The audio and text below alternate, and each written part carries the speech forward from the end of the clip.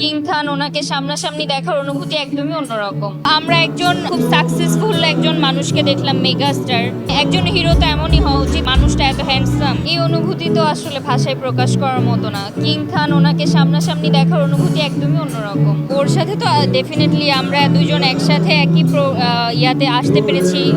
আমরা দুজন একসাথে এসে উপভোগ করলাম আমার জার্নি, আমার অভিনয়ের জার্নি যখন শুরু হয়েছে তার কিছুদিন পরেই মিরাজের জার্নিও শুরু হয়েছে। স্যান্ডেলিনা সো, রূপচর্চায় আভিজাত্য। সো আমরা একজন খুব সাকসেসফুল একজন মানুষকে দেখলাম, মেগাস্টার।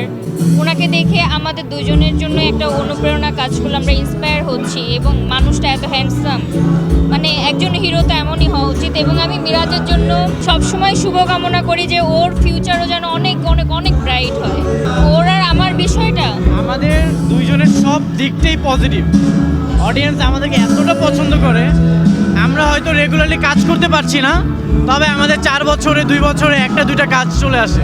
আমাদের আসলে একসাথে পেয়ার করে কাজ করা হয় না, কিন্তু অডিয়েন্স এত বেশি পছন্দ করে। অডিয়েন্সের মানে জায়গা থেকে আমরা একটা কাজ করেছি পেয়ার হিসেবে। সবাই অনেক বেশি এক্সাইটেড। গুণ, ও অনেক বেশি ডেডিকেটেড। আর 2 নাম্বার হচ্ছে ও যে কোনো সম্পর্ক যদি ওর কারোর সাথে করে ওটা ধরে রাখার চেষ্টা করে। ব্রিলিয়ান্ট অ্যাক্ট্রেস, আমার মনে হয় ফিউচারে অনেক ভালো করবে।